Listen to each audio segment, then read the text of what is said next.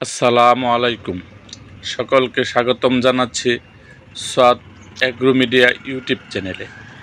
ভাইয়েরা আমার, সোয়াদ agro media YouTube চ্যানেলে আজকের আয়োজনে থাকছে ছাগল বা ভেড়া ঠান্ডা কাশি হবার জন্য দায়ী কী জিনিস আসলে ছাগল বা ভেড়া ঠান্ডা হওয়ার জন্য দায়ী সেই বিষয়ে আমাদের আলোচনা। ঠান্ডা কাশি হবার জন্য দায়ী আমাদের ছাগলের বাসস্থান, ফুসফুসের কৃমি, আমাদের খাদ্য দেওয়ার ব্যবস্থাপনা, আবহাওয়া পরিবর্তন, বাসস্থানে অ্যামোনিয়া গ্যাস, ছাগল বা ভেড়া রোগ প্রতিরোধের ক্ষমতা কম থাকা, ছাগলের উপযুক্ত বাসস্থান। ছাগল সাধারণত পরিষ্কার, শুকনো, দুর্গন্ধ মুক্ত, উষ্ণ, পর্যাপ্ত আলো ও বায়ু চলাচলকারী পরিবেশ বেশি পছন্দ করে। অপরিষ্কার, স্যাঁতসেঁতে, বদ্ধ, অন্ধকার ও পুঁথিগন্ধময় পরিবেশ ছাগল বা ভেড়ার বিভিন্ন রোগে আক্রান্ত হয়, যেমন নিউমোনিয়া, এংথাইমা, পিপিআর, ডায়রিয়া, চর্মরোগ, উকুন ইত্যাদি। অপরদিকে ছাগল বা ভেড়ার উৎপাদন কমে যায়। সঠিকভাবে কৃমিমুক্ত করতে হবে। ফুসফুসে কৃমিমুক্ত রাখতে চেষ্টা করবেন।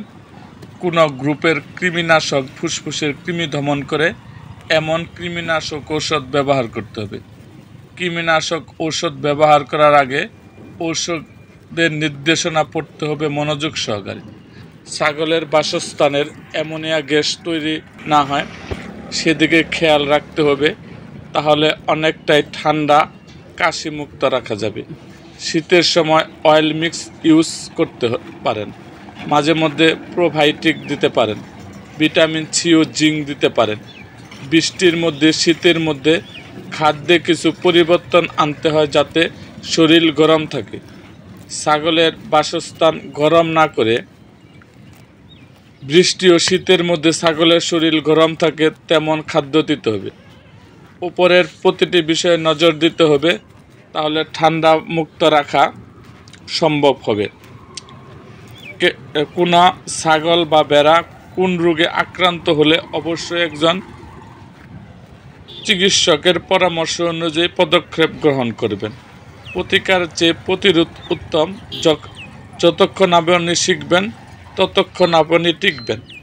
ভাইয়ের আমার, এইসব বিষয়ে মনোযোগ দিলে আপনাদের খামারে ভেড়া বা ছাগলের যে ঠান্ডাজনিত রোগগুলো হয় এই রোগগুলো হবে না।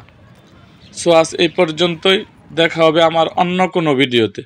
তার আগে যারা সোয়াদ অ্যাগ্রো মিডিয়া ইউটিউব চ্যানেলটিকে সাবস্ক্রাইব করেন নাই তারা অবশ্যই সোয়াদ অ্যাগ্রো মিডিয়া ইউটিউব চ্যানেলটিকে সাবস্ক্রাইব করুন এবং পাশে থাকা বেল আইকনটি বাজিয়ে দিন।